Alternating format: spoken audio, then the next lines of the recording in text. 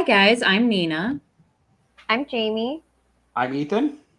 and we are Bloody Essentials. Just a few quick announcements. We have some upcoming appearances where you can actually meet us in person. We will be at Days of the Dead Indianapolis, July 5th through the 7th. We will also be at Flashback Weekend Chicago, August 2nd through the 4th. And we will be at a brand new horror con, Ohio Terror Con, August 16th and 17th. Shout out to Whole Damn Enchilada Podcast for inviting us out there. We're really excited to meet them in person and to meet listeners. So it's going to be a good time. Definitely. Yeah. Ethan, can you tell us about our upcoming trivia event we have? Absolutely. Okay. We have a trivia event coming up. It is going to be the first or second week in October. So it's a great way to start off spooky season. What we are going to do is we have a bunch of questions related, obviously, to horror movies that we have done on the podcast, and then different questions about the hosts that we have said during our podcasts. We are going to start with our Patreons first. They get the first chance to come on. And then we will open it up to the rest of the regular listeners. What we're going to do is we're going to put everybody's name. We'll take the Patreons. They get the first chance. Then we're going to take everybody's name, put it in a bucket. We'll pull names out of a hat or a bucket on air so it's fair for everybody. Once we have our 5 contestants, we will contact you, let you know that you're going to be on, let you know the times, the dates, and what you need to do. What we're going to do is we're going to have a first and a second place prize. First place prize is a gift box from Bloody Essentials with gifts that are going to be anywhere from $75 to $100. And the second place prize is going to be from $50 to $75. We're starting to put the gifts together now, guys. We've got some really cool stuff that we're going to give away. And of course, you're going to have some merch from us so you can represent us as well. So, as our way of saying thanks for being a listener. So, Absolutely. We're very excited and can't wait to do this with y'all. Absolutely. It's so fun. And just remember, you guys can reach out to us via social media or email to let us know that you are interested and you want to be a part of it. Patreons, we will just automatically draw your names out of a hat. No need to contact us because I can see your names. You. Creepy. But yes, if you are just a regular listener and you want to be a part of it, just reach out to us via social media or email, and we will get you added to our list of interested contestants. So, very excited. Yes. Tonight's a little bit different than we're not going to review a movie. And it's the 3 of us, and we are going to talk about what is horror. Now, I looked it up and it says horror is an overwhelming or painful feeling caused by something frightfully shocking, terrifying, or revolting. Now, that may be different for me than it is for Nina or for Jamie. So, obviously, all of our horror is going to be something completely different. So, tonight's topic and tonight's show is I love this horror movie. Wait a minute. That's not horror. Yes, it is. So we're going to go around. We've each picked 3 movies. And we're going to tell what the movie is, tell a little bit about what the movie is, and then why we think it's horror. And then we'll see what everybody else thinks about it. And obviously, we want your input. So please, if you think it's horror, put in the comments, yes, that's horror. No, that's not horror. Let us know what you think. Or if there's a movie we didn't mention, feel free to let us know in the comments too. Absolutely. Jamie, do you want to start with your first one? Sure. Okay. Now I am just going to say right off the bat, this was challenging, guys, because there was somewhere I'm like, is it technically already a horror movie? Is it not technically a horror movie yet? I had to look some up and be like, okay, it doesn't feel like it is, but it is, but it isn't. Anyway, it was tough. Even as I look at my list now, I'm like, I'm going to fight for this hard that they're horror, but here we go. Okay. So the first one, I don't know if I've even talked about it on this show yet, but this movie definitely terrorized me when I was a kid. It was something that my parents wouldn't let me watch. They let me see a couple scenes from it when it came on VHS, but they literally told me this is too scary for you to see. So I avoided it for years. I was scared of it for years before I even got to see it. And then when I did get to see it, it did terrify me, and I loved it, and I love it to this day. And that is Jurassic Park. Totally, totally a horror movie. Hear me out here. Okay.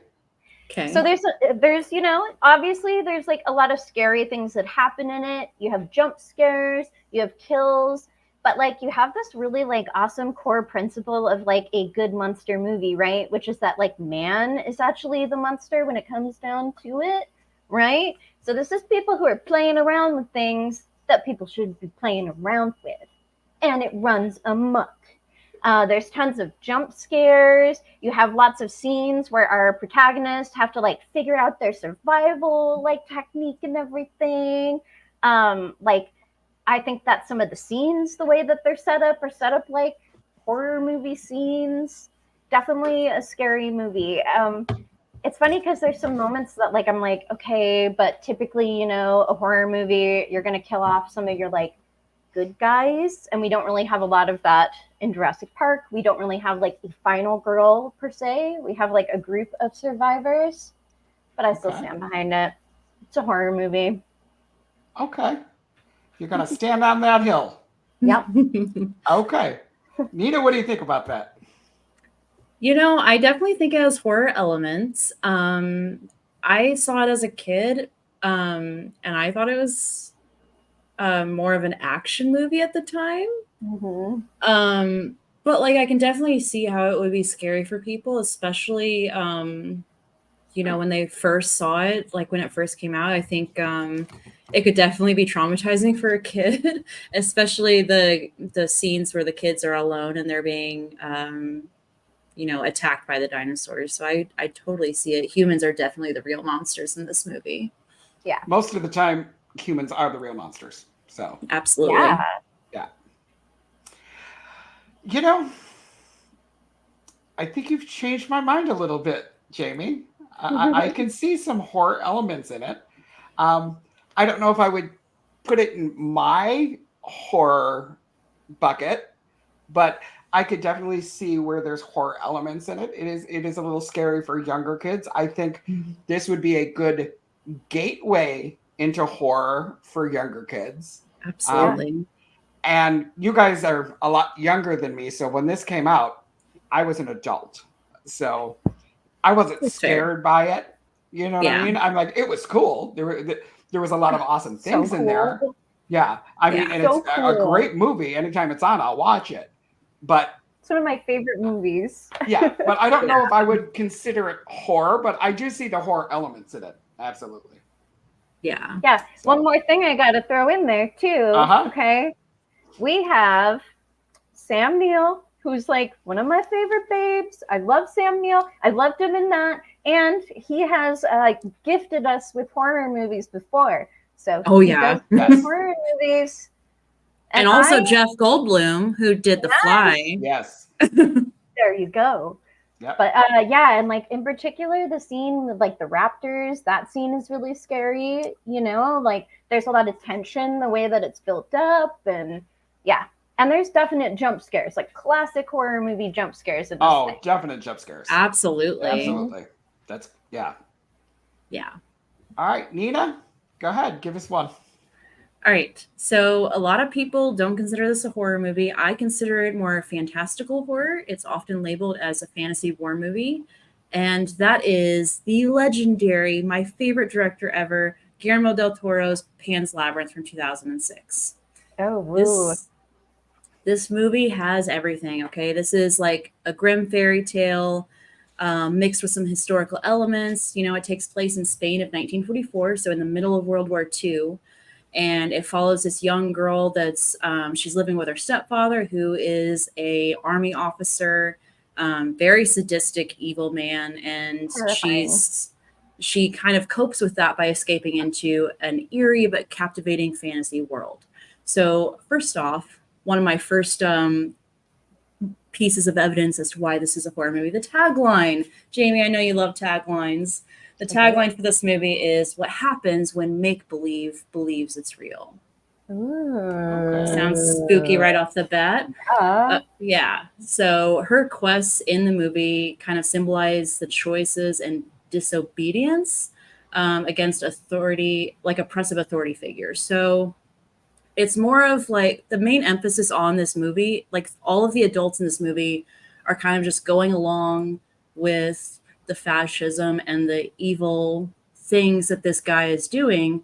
And Ophelia's like, no, I don't want to do any of these things. I don't want to, you know, she's basically a normal kid that's rebelling, but like she doesn't realize the things that she's doing are like how far the rebelling will go, basically.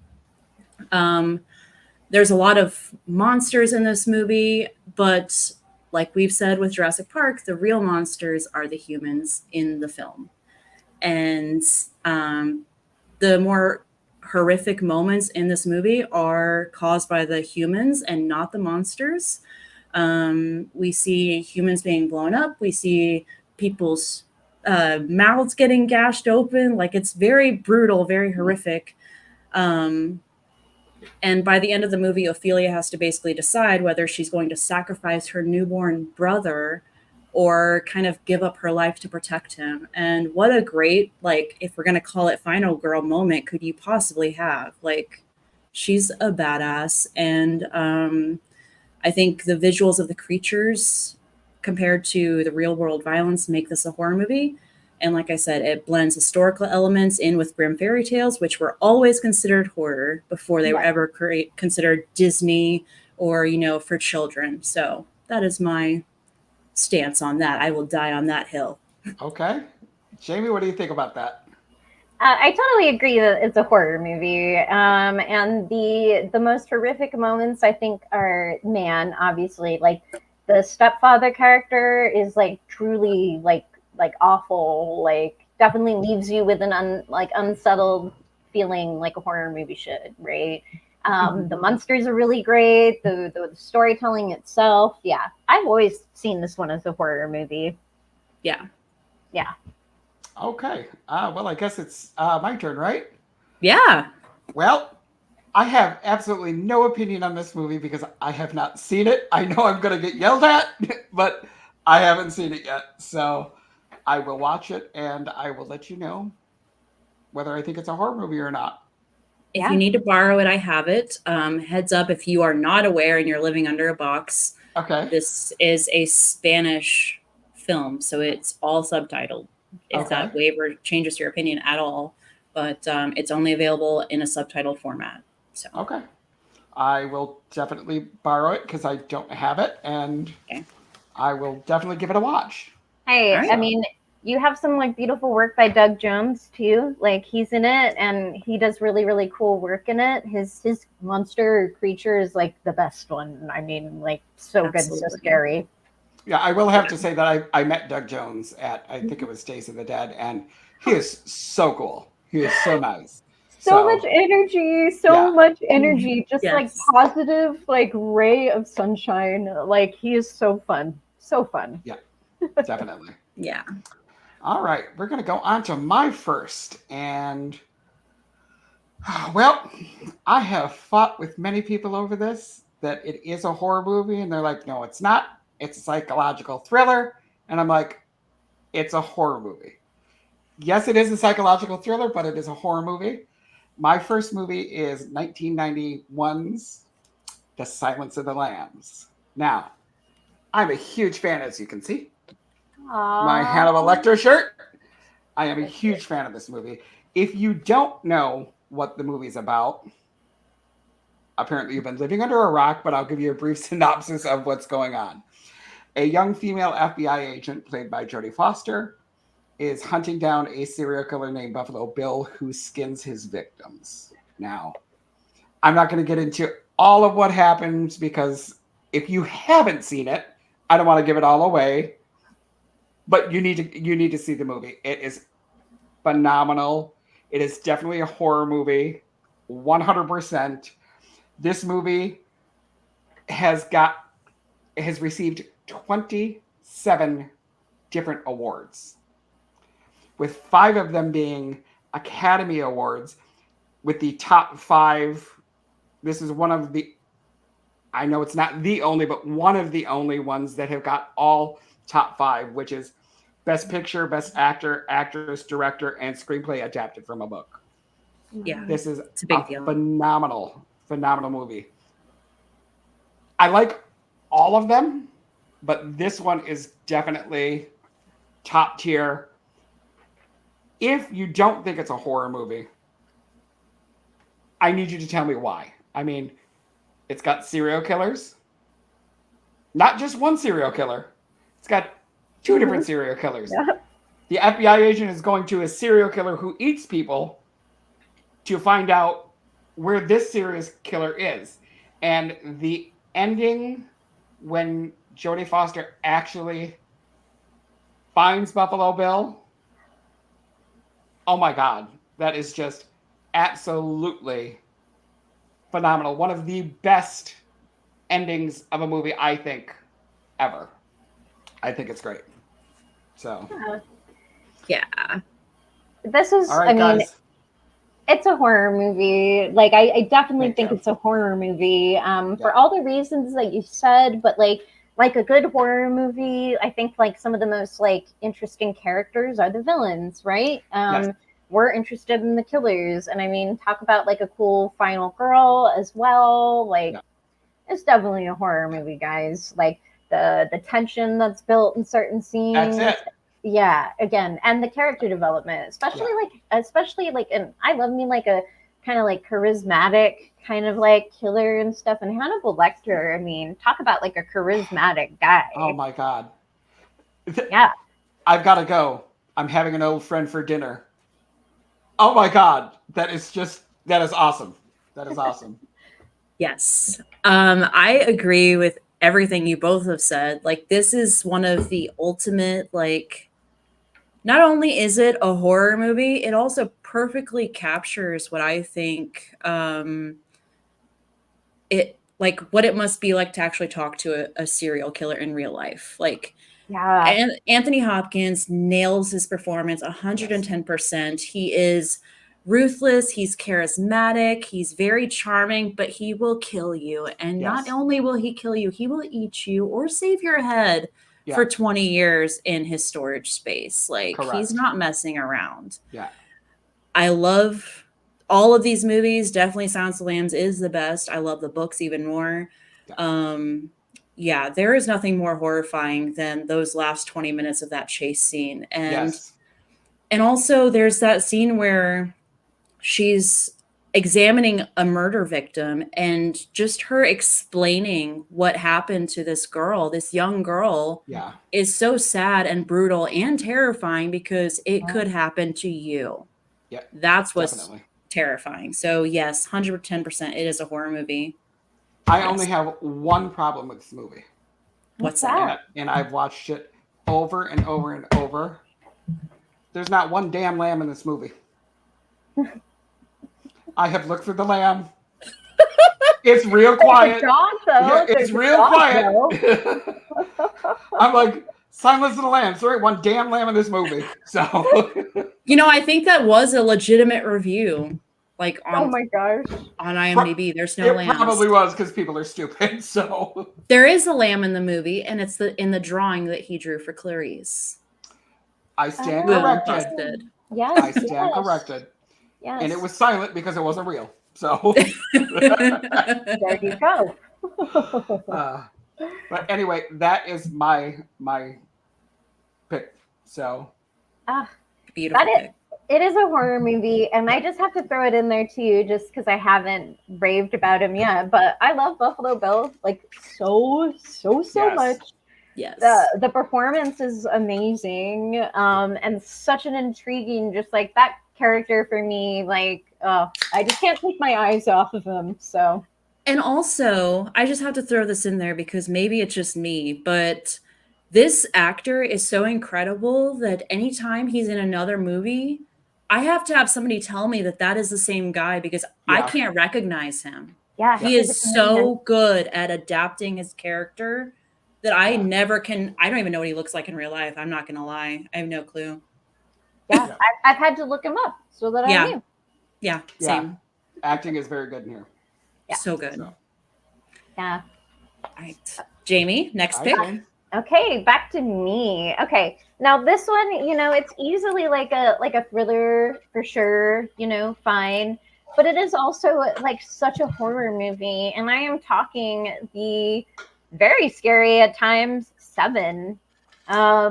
This movie is like bleak. It's dark. It's visually dark. You're literally talking about a serial killer here, right? Mhm. Very unhappy ending. Okay. That's scary. And then like the actual like kills, like they stick with you. They are like very like traumatizing. Some of them. Sloth in particular, I think is like a perfect horror movie like kill because you have like everybody in the room, they're thinking that this guy's like dead, but he's dead already. And he's not. Yeah. And it's like I think like as an audience, like we jump, like we feel that like fear like they do, like because we were with them, like I mean, totally bought that he was not. You did not think he was going to pop up. So that scene to me in particular is such a horror movie scene. Yeah. So yeah, I mean it's a thriller. Don't get me wrong, but that is a horror movie. To me, it just has like so many different elements of a horror movie.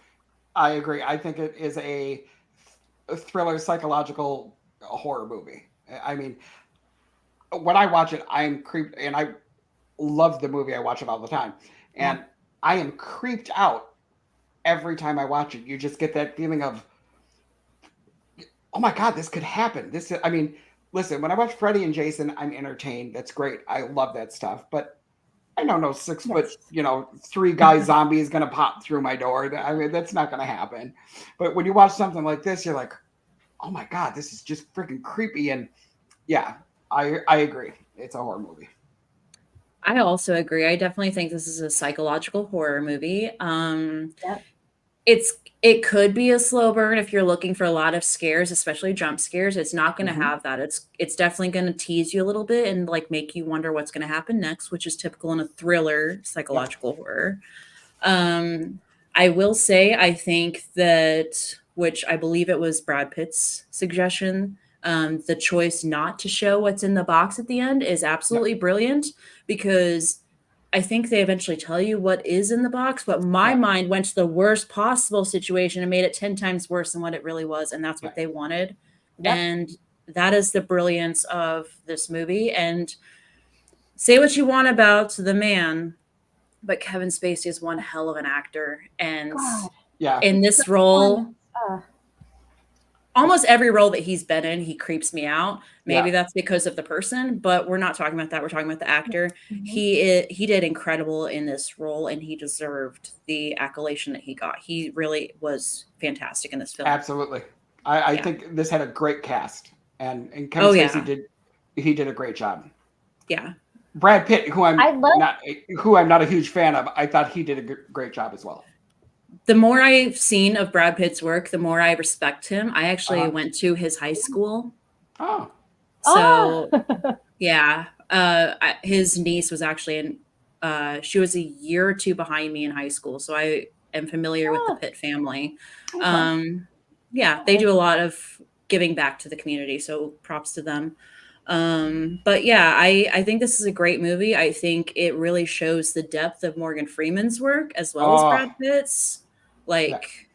This is early Morgan Freeman too, I believe. But is there anything that Morgan Freeman can do that he's not freaking awesome at? No, I mean, not in my book. Morgan Freeman he's phenomenal. He's so great. Yeah. But this is like a very untypical Morgan Freeman role. Yeah. He's not that great of a guy overall. Like, he's just doing his day-to-day job, kind of going with the flow. So I think this is a very fun, if you're not really into horror movies, this is a good movie that you could watch where you're not going to get too disturbed or freaked out. Yeah. But like the special effects are really great. I love this. I love the scene where they have Kevin Spacey in the back seat and they're driving. They're driving him. That whole scene is so amazing. I actually in my high school speech and debate team, we had a category where you could do like scenes, like monologues, basically. And two of my classmates, they were awesome. They basically did that scene And one of them kind of played two characters. He played Kevin Spacey and someone else, but it was amazing to see it like done live too. It was really cool. So yeah, just the suspense and that like kind of like almost like cat and mouse kind of moment where the killer is, you know, talking to them in this one-on-one kind of like intimate situation on a car ride. Like definitely horror. Yeah, definitely. 100%. I think we all agree. Yeah. So. All right, I'm going to move on to one that it's been labeled horror, but I'm covering it because a lot of people said it wasn't scary and it was more boring than scary. We are talking about found footage, Skinamarink 2022. And the reason why I do this with found footage is because it doesn't really feel like found footage. Okay. So if you aren't aware, this story is basically about two children. They wake up in the middle of the night to find their father is missing, and all the windows and doors in their home have vanished. Oh. And so they fill the time kind of watching old cartoons. And if you don't know, Skinamarink, it's a play on the nursery rhyme that's popular in preschool in North America. So it's Skidamar, but I don't even know what it is. Skidamarinky-dink, Yes. Yes. Yeah. That's what it is. Yes. The film is basically all up to interpretation, has no definitive plot. So obviously a lot of people are going to consider it boring, right? It's highly experimental. It tried to push the bounds of what horror could do, and it conveys a very childlike sense of unease and fear. Like I've said, it's kind of slow. It has a lot of dark moments. So Jamie, don't adjust your television settings. It's really that dark. Yeah, it really is. And the characters are never fully visible on screen at any particular point. But the children are unquestionably in peril at all times during this movie. A lot of people have asked, like, what does Skinamarink even mean? Like, what is it? The movie never gives you any explanation, which makes me think that it's an entity. It's the monster itself that is never seen, right? And it basically preys on human suffering, and it's able to trap people in this kind of limbo setting while still surrounding you in familiar settings. So they're still in their home, but they can't get out. They can't see outside. They have no clue what's going on or why any of this is happening to them. And till the very end of the movie, you still don't know what's happening. And I think that is the brilliance of this movie. You never quite know what's going on. Why is this happening? And by the end of the movie, you're still left with a giant question mark. There is no explanation. And that is truly terrifying because, as with, like when you have a villain and you never know their true motive, I think that's always more terrifying than it's revenge, it's this, it's that. No, we don't know. You still don't know why it's happening by the end of the movie. And the director has even said that he's had people coming up to him saying that they've seen things in like the grain of the film because it is found footage. It looks like it's on a camcorder, right? And he's like, there's nothing there. It's just people see what they want to see. Their mind starts playing tricks on them, as is typical with found footage. And he's like, yeah, there's nothing there. We just, and we never intended for that to happen. So it's completely accidental, which makes it even more fun that was just, unintentional the entire time. The entire movie feels like a giant nightmare or just like a real life film of a creepypasta. So it's a lot of fun. If you suffer from night terrors or sleep paralysis, this movie is literally the epitome of that. So that is why it is a horror movie to me, and it is very entertaining. After watching it, I was just so uncomfortable. It's so silent, and I wanted to sleep with the lights on after that. And I have not felt that way as an adult in a very long time. So. Well, I've been wanting to see this one really bad, actually, because it kind of is like right up my alley where I'm like, ooh, it's experimental and weird and there's not a lot of dialogue and it's like got a really like kind of non-linear like plot and like that screams me.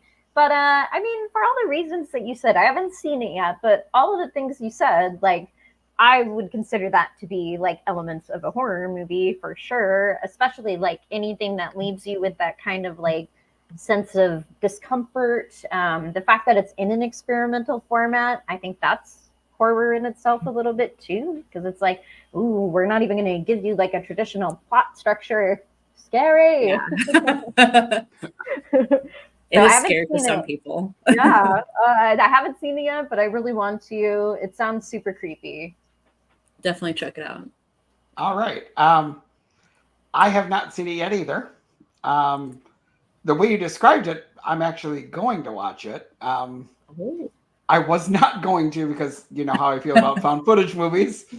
Yes. Rather be hit in the head with a hammer. But this actually sounds pretty good the way you described it. It definitely does sound like a horror movie, so I will definitely give it a chance. Yay. I'm glad So, I've convinced you slightly, because this is definitely not your cup of tea, Ethan. I know Slow no, Bird and found footage together. It's like, why are you doing this to yeah, me? yeah. But I'm just curious if you found like if you end up finding this entertaining by the end of it, please let me know. Yeah. I definitely will. My second movie that I picked is okay. It's the 2012 movie we need to talk about, Kevin. Um, I am going to tell you this: if you're sensitive to stuff like children and school shootings and stuff like that, you may not want to watch this movie. Um, it's very, very creepy there. Um,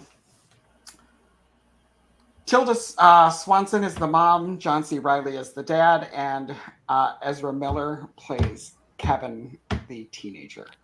Basically, the premise of the movie is mom is a writer and publisher, and she gives up her career to have kids because that's what they wanted to do. She was kind of fighting with it, but she decides, yes, she wants to be a mom, so she's going to go ahead and give up her career to do that. She has little baby Kevin, and as soon as she has him, there's no connection there with him whatsoever.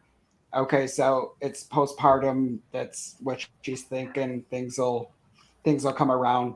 So we go from him being, the baby into a toddler, and the child was just a little SOB. He was demanding and just, meh, meh, meh. And I was like, you need to spank the kid's ass. But, oh, maybe I can't say that. But I was like, correct the child. So we fast forward through all that, which this was the other part of the movie I did not like. I thought they spent a little too much time on when he was younger. They should have went right from that into the teenager. Yeah. That could have cut I about agree. 40 minutes of the movie out. That was a slow part of it, but it's still a great movie. So now we get to where Ezra Miller is a teenager, and he's got a great relationship with his dad. He loves his dad. He's teaching him archery. He's this, for whatever reason, hates his mother's guts. Just he's clearly a psychopath. They leave him with the little brother. The little brother gets hurt, finds out that the mother's like, oh, he did it. The father's like, it's his brother. He's not going to do it. So they fight. They separate. There's this whole, thing dynamic with them. They're talking about we need to, get this kid therapy, and he hears them. So he's like, okay, I am screwed up, which he was. So he starts ordering stuff off of the internet and being delivered to the house. Well, parents, check to see what your kids are having delivered, but that's beside the point. Long story short, what happens is he goes to the school and he locks everybody in, and he starts with the school shooting, but he doesn't use a gun. He uses a bow and arrow, and he's just killing all these people. And the cops are called, and she finds out that he's doing this as it's happening, and all these cops are at the school. He rushes out, and he opens the door, comes out, sets it down, gets arrested and everything. And then it's basically the psychological screw up of not only that, but now what the mother's going through with the town and everything. And people, that's not a horror movie. Yes, it is. The tension that you feel and the fright that you feel maybe a little different for me because I am a parent, just going, oh my God, what did I do wrong? Why, and not, it's not a parent's fault if a child does something like that and it has a mental problem. I don't mean that. But you still, as a parent, would say, oh my God, what did I do wrong? You know, I should have taken him to church, or I should have put him in the Boy Scouts, or I should have done this, or I worked too much, or whatever. That psychological horror for me is what makes that a horror movie. So I absolutely thought this was a phenomenal movie. Could have been cut down a little bit, but I thought it was a phenomenal movie. And if you have not seen it, I strongly recommend that you see it. And yes, I know Ezra Miller has had his issues, much like Kevin Spacey. He's had his issues, but he does an absolutely phenomenal job in this movie. Yeah. I think they all do, but he does a great job in this movie. I agree. Yeah, I think this is more, it's not really psychological for me. It was more emotional horror. As somebody who doesn't want kids, Tilda Swinton's character is so relatable because I think any parent wonders, like, am I doing the right thing? Am I doing what I'm supposed to be doing? Why don't I feel anything for this child who I'm supposed to have feelings for? And I don't necessarily think that right away, maybe this is an unpopular take, but I don't think right away there's anything really wrong with Kevin. I think that he just can pick up on the fact that his mom does not love him the way she's supposed to. Yeah. And I think that leads to a lot of issues between them going forward, which makes it harder for her to love him as he progresses into what he ends up doing. But the fact that, she just, this movie is so, it pulls on everything. Like, I was just shocked at some of the things that Ezra Miller's character did to his mom. And like, he knew what he was doing.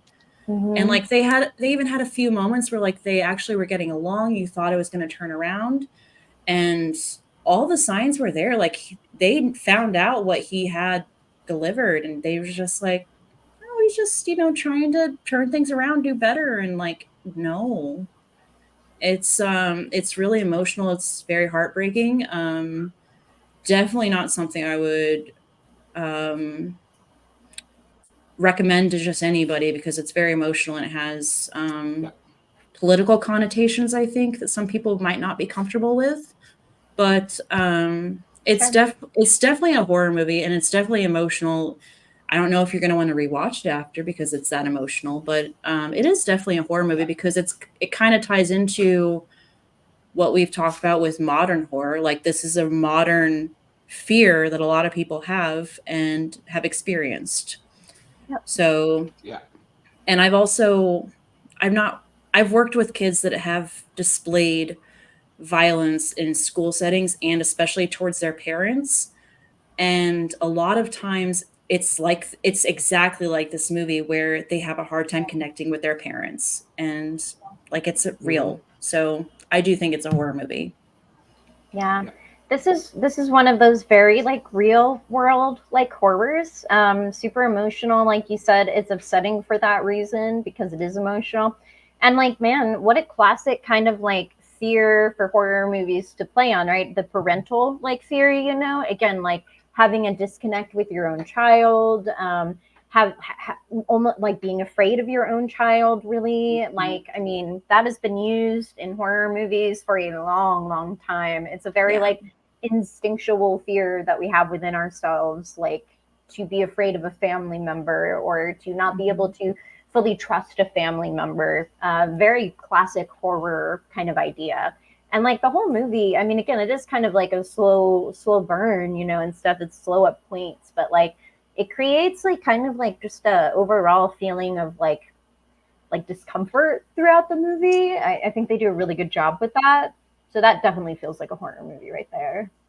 Yeah. Yeah. And even though you know the outcome eventually, because it gives it in the Mhm. synopsis of the movie, Yeah. you still are shocked when it finally happens. So I Yeah. think they do a Totally. great job of building suspense. Oh yeah. Totally. Definitely.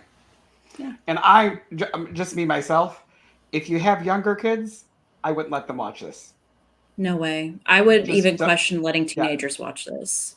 Yeah. yeah. Don't let your kids watch it until you watch it. And No. I'm not going to tell you how to parent, but my Yeah. kid hasn't seen it and Yeah. probably won't. So Yeah. It's one of those movies. I call it a emotional terrorism a little bit. So yeah, just know that when you pop this one in, you are in for a bit of an emotional ride. yeah. Yeah. Okay, so All right. my next one, we're gonna take it a little lighthearted here, guys, and like stay with me on this one, okay? Maybe horror is not its main genre, whatever. I don't care. I grew up with this movie. I grew up with this book, and it definitely has. I think it deserves to get a little bit of horror cred. Okay, I am talking about The Secret of Nim.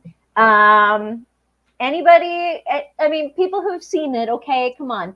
First of all, you have like these animals who are being like tested on and stuff, right? And they're in this like facility at NIM, and it's really scary.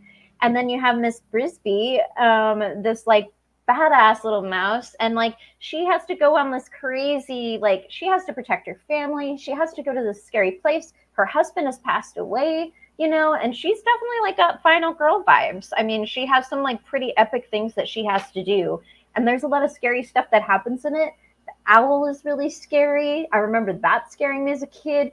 When she goes into the owl's lair, there's like literally like skeletons and like remains of other mice and stuff like that. Or when she gets captured and she's in the house and she's in this little cage and she's got to get past the cat, and I know it's a kids movie, guys, but this is a Don Bluth kids movie, and anybody who knows that the Don Bluth kids movies, they had a little bit of grit to them. They had Oh, scary elements. The art was a little bit scarier. There were more mature themes in them overall.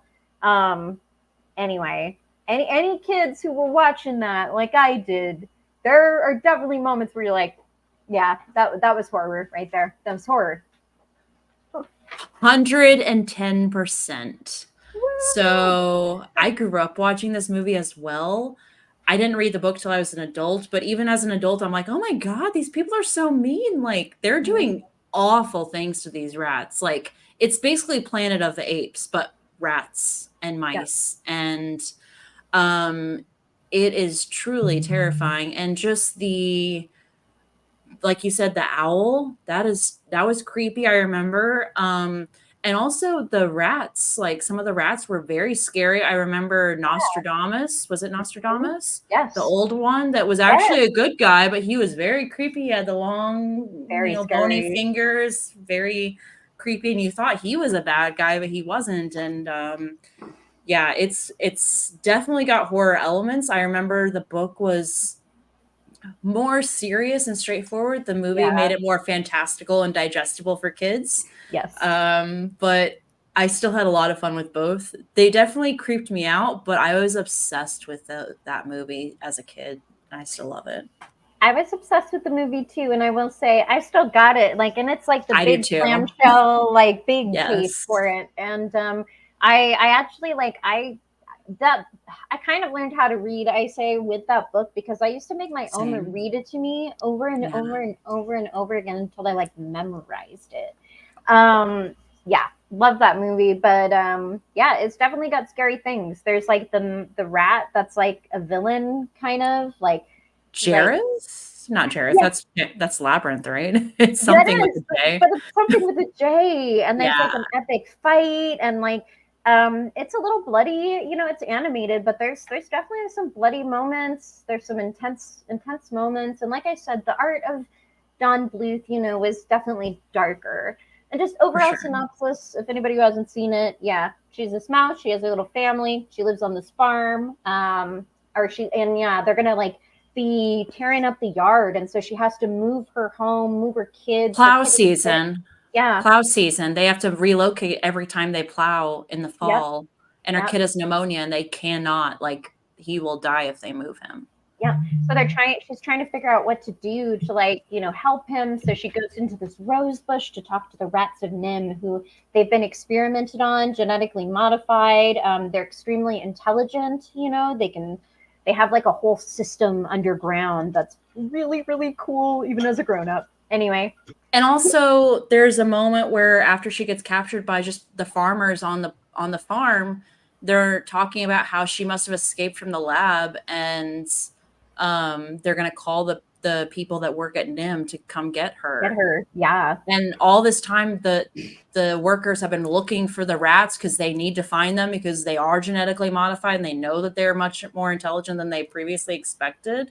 Yeah. And that's a big fear for the rats as well. And like just the idea of humans coming in and like messing with these guys' lives was terrifying.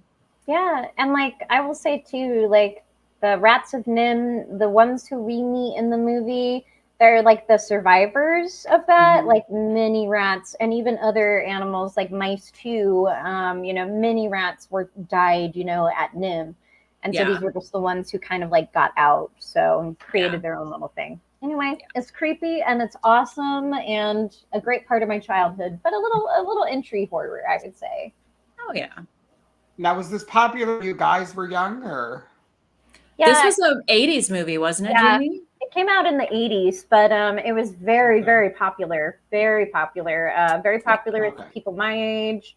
A little bit, probably a little bit before me too, but it was a book Yeah. and then very popular kids movie. There's several movies, I believe. I don't know if there's more than one book or not. Yeah, I think there's just one book. I might Yeah, be wrong. I've never seen it. I've never seen the movie. I've never heard of the book. I will look into it, but it's probably because I went to a private school and I wasn't allowed to watch any of that because, well, it was sin. So that's Yeah, probably they why I probably haven't wouldn't heard of it. want But you I was knowing. going to say, there's probably some sinful Yeah. things in it, for sure. It came Yeah, out in so- 1982. I have the Okay. movie. I'll let you borrow it. It's on DVD, not Okay. VHS. So There we go. It is a kids movie, but it's a dark kids movie, so it's cool. That's it's okay. got- I like it's got kids a- movies. So yeah, it's a lot of fun. okay, I'll give it a watch. Definitely. All right. So I'm going to get into my last pick. This Yes, ma'am. It has all of the elements of a horror movie. This is 1996's Crash. This is David Cronenberg's Crash, not the one Yep. from the 2000s. Right. So this, right away, it's a Cronenberg movie. In my book, that qualifies it as horror. But basically the plot, if you're not familiar, it's where James Spader, he's a TV director, he gets into a very serious car accident at the beginning of the movie, and he kind of discovers this underground subculture of scarred omnisexual car crash victims. They use car accidents and they basically get off on being in a car accident. And this ends up leading him to kind of rejuvenate his sex life with his wife. Mm-hmm. So this film is very controversial. So is the book that it's based on. I've not read the book, but the movie is interesting, to say the least. It's got very vivid depictions of graphic sexual acts instigated by violence. So in the 90s, that was like the big thing they were fighting. So it's very, very controversial. A lot of people just chalk this up to being a lackluster erotic thriller with no real point. I disagree, and I'm going to get into that here in a minute. So this movie, this is an actual disease that people can experience. It's called sympho. I'm going to mess this up, but it's called symphorophilia. And it's a condition in which people discover sexual arousal from staging or watching disasters, including traffic collisions. Wow. Okay. So according to Cronenberg, part of what the movie is about is what if you don't have any kind of moral stance?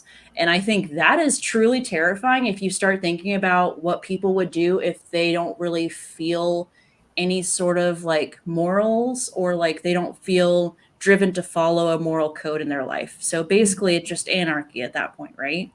Um, a lot of people involved in the film actually altered or changed their driving habits after watching like crash collision footage, like actual test footage of crashes. Holly Hunter, who's in the movie, she got rid of her pickup truck and bought a BMW after seeing test footage. Like not actually being in the movie, just watching and researching for it. And I think we can all agree car accidents are terrifying, especially if you've been in one and it's been really bad. I've only been in like fender benders and it was terrifying, just that.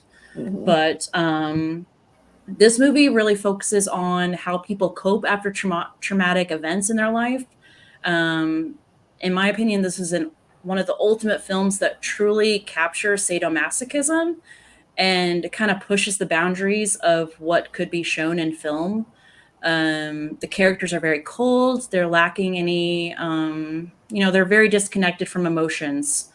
And it's kind of a metaphor. It was meant to be a metaphor about our relationship with technology and how we kind of lose our connection with people. And you as the viewer don't know how to feel by the end of this movie. You're just horrified by what you're looking at and the risks that these people are taking just to feel something. Like by the end of the movie, I'm not going to give it away, but like there's this big crash and their bodies are basically broken, but like they're not reacting any normal kind of way that you would expect someone to be reacting in a car crash. So it's very brutal, very sexual. So do not watch this with young children. It was rated NC-17. I don't know if there's an R version available. I think there is, but I've never seen it.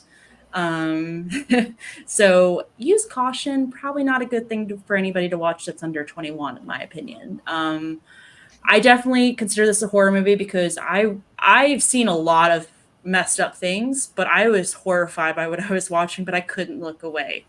And in the past, I've worked with people that have trauma, and like it's very scary the way different people cope with it. And this is a good example of that. So this is a horror movie, in my opinion. Oh, I love this movie, first of all. One of those weird ones to say I love this movie, but I do. It's intense. But I definitely consider it to be a horror movie. Again, it's one of those like kind of real world horror movies. It's it's amped up and elevated, but this is like real people horror. And honestly, I think real world horror is kind of like the scariest stuff because it's the closest to reality. You know what I mean? But yeah, it's anytime that you're seeing like human nature like playing out, that can go in so many horrific directions. And they actually talk about a few real life crime, like car accidents, like the Jane Mansfield crash. And they actually recreate that in the film. So if you don't know anything about that, I'm not going to tell you anything about it. So just watch the movie if you feel so compelled. Yeah. I have not seen it, but I will definitely be giving it a watch. You both have convinced me. It sounds like something that would be up our alley. So I have it on. Definitely. Yeah, I have it on DVD, so you'll have to borrow it. I don't think it's streaming anywhere for obvious reasons. Yeah, probably not. So I'll just borrow your copy. Yeah. Okay. Yeah, definitely gonna give it a whirl. So good. Okay. All right. My number 3 is 1983's 10 to Midnight with Charles Bronson. Have either of you seen this? I have not seen this one. I have not either. Oh my God, I love. First of all, Charles Bronson's an awesome actor, or was an awesome actor. I love. Yes. Basically, the premise of the movie is there's this young, handsome, physically fit guy who goes around and he's killing women who reject him, and they're rejecting him because he's just hella creepy. I mean, he's a big time creep. Okay. So this guy is always one step ahead of the police. When he kills his victims, he does it butt naked so he doesn't get any blood on him and he doesn't leave anything there. He's always wearing gloves, latex gloves, and he always always has an alibi. He's always got an alibi set up. So Charles Bronson is the head cop in this movie, and he's like, I know it's this guy, and he's like, my gut's telling me it's this guy, and he's watching him. Well, Charles Branson's partner is dating his daughter, who happens to be a nurse. This guy starts stalking the daughter, and Charles Bronson's like, no, law or not, I'm gonna get this son of a bitch. That's just how it is. So he ends up, I'm trying not to give too much of the details away because I do want you guys to watch it. Yeah. But he starts stalking the daughter. Now this, to me, is kind of like they pulled from the real life serial killer Richard Speck. Oh, because the daughter's a nurse, so he breaks into her place, and she's got the roommates and stuff, and he's killing them and stalking her, and there's that whole vibe to it, with him being a serial killer, and obviously we know that it ends, he has to get caught. I'm not going to tell you any of the ways that he does get caught, but how it originally was supposed to be in the original script, Charles Bronson was supposed to chase Gene Davis, who plays Warren Stacy. He's the killer. He was supposed to chase him down the street. Now, Warren Stacy was just trying to kill these people, so we know that he does it naked. So he's running down the street butt-ass naked, right? Yeah. And Charles Bronson was supposed to grab him and start wrestling with him and arrest him. And Charles Bronson was like, no. We're not going to do this. I don't want to be there up close and personal and wrestle with a naked guy. He's like, we're going to have to do it a different way. So that's I fair. won't tell you how it happens. Yeah, I won't tell you how it happens. But it's a great movie. It's hella creepy. It's got the aspect of, I look at it with like Richard Speck, how he broke in, and there's that whole element there, and it's really a really good movie. I would definitely qualify this as a horror movie, and it's got I mean, come on, it's got Charles Bronson in it. I mean, the Death Wish movies, he's a phenomenal actor. Yeah, legendary actor. Oh, yeah. But great movie, but I would definitely say this one here, I would put that in the category of a horror movie. So. Okay. And you guys have not seen it, right? No. You guys have not seen it? I have not seen it, but some of the things, I mean, it does sound like a horror movie from what you have to say. So I have to watch it and get back to you on that, but it does sound like horror. Yeah, I will lend you guys my copy. I will lend you my copy of it because I have a copy of this movie. So there we go. Yeah, I definitely think that it has horror elements in it. Anything that uses anything that's influenced by like a real serial killer, like I definitely think that is horror automatically. And I think that that would be a fun watch. For sure. Yeah. So I can't wait to check that out. I love Bronson, and he's one of my favorite actors. Absolutely legendary actor. So I'm looking forward to that. Yeah. I haven't seen a movie with him that I don't like. So. Oh no. Yeah. So when I was thinking about this topic, there were so many movies that kind of made my my long list, I guess I should say. So I just wanted to mention a couple other ones that I'm like, I think this is a horror movie. The Burbs. I know it's kind of like creepy and stuff, but it's more of like a comedy. I feel like labeled more comedy. I definitely feel like it's got some horror going on in it. I can see that being a horror comedy. Yeah, and then I have to say, Requiem for a Dream really popped up to the top of my head when we're talking about when we're talking about like real world horror again. Like, man, that movie like sits on you. Like it is like tough. And the mom, especially, like watching her and her like kind of downfall, that is like horror. Somebody like losing their minds and everything. I almost picked that movie. Okay, we That, almost that was looked almost at on my this. list. Yep. I will say I have not rewatched it since the first time I saw it, but I had a hard time getting through it because of her. Yeah, I know. Yeah. It was rough. And by the end of the movie, I'm just like, I need like 17 showers because, Yeah. yeah. I know. Definitely. There were some other ones that I kind of like went back and forth on, and then I ultimately decided no. So like Natural Born Killers was one that popped up into my head at first, but then I'm like, you know what? No, I think we're really like Team Mickey and Mallory as the audience, and we're kind of like along with them. So it doesn't really feel like a horror movie. It's like an action movie. But that was one of them I thought of. But it is an awesome And movie. then yeah, there's I will disagree with you there. I think it is a horror movie because it actually, well, first off, whether you're rooting for the villain, if you will, or not, that's true. they are absolutely horrifying. And the movie inspired a real life riot at the prison True. where they filmed it. So come on.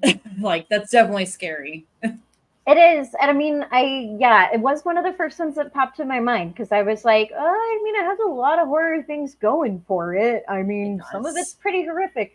I mean, Tom Sizemore's character is like really scary in that movie. I think Tom Sizemore is like the scariest character in that movie.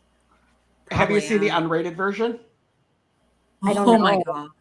Because they have an I'm not unrated sure. version. Oh. Yeah. There's a big It's great. difference. Yeah. Oh, yes. I'm not sure which one I've seen. Maybe I have seen it, but yeah, I'd love to hear what reader or listeners have to think about that one, Natural Born Killers. For sure.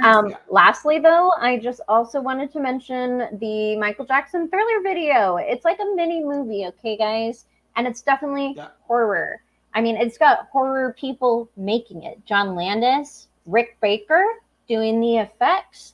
Come on, it's a good horror story. Absolutely. And I know many people, like, you know, I like this was before me a little bit. I love it, but I know people who watched it when it came out that were scared by it. Yeah. Multiple people in my life were like, when that came out, it scared me. I totally get that. Yeah. The effects were fantastic. And the story that goes along with the video, if you've not seen the full length video, you are missing out because there is a great story there. And it is terrifying to see his transformation. Yes. Yeah. I mean, it's got a damn werewolf in it. It's a horror movie. It's got Vincent Price. Yes. Hello. I know. Seriously, guys, it's American Werewolf in London. It's literally the guys who did American Werewolf in London. It is John Landis and like Rick, you know. So it's like, come on. For sure. Yeah. There's a couple I didn't mention, but I'm saving those because we're eventually going to do a gateway horror talk. And these are more movies that scared me as a kid, not so much now. So I'm going to save those for later. Yep. Yeah. Yeah, I had a few of those too, so. Awesome. Stay tuned for that episode. That'll be coming very soon. All right. If you disagree with our opinions, please let us know in the comments. If there's other honorable mentions that we didn't bring up, let us know as well, because I'm always curious what some people may consider horror may not be the same as us.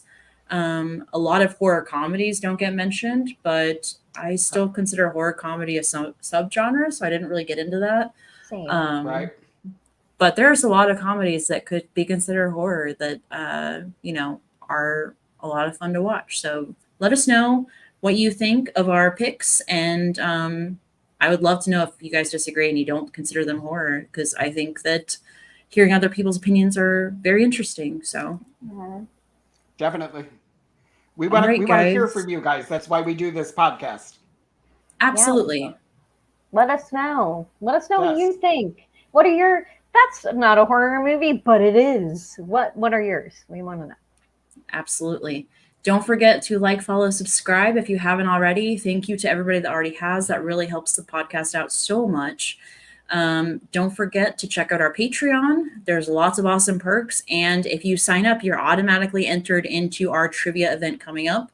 If you still want to be a part of the trivia event, but you're not able to commit to the funds, that's totally okay. Don't forget to send us an email or reach out on social media if you want to be a part of that event. We will still consider you. But just remember, first priority comes to the Patreons, okay? Until next time, don't forget, if you ever find yourself in a horror movie, Don't have sex. Don't do drugs. And don't die. We'll see you next week. Bye. Bye. Bye.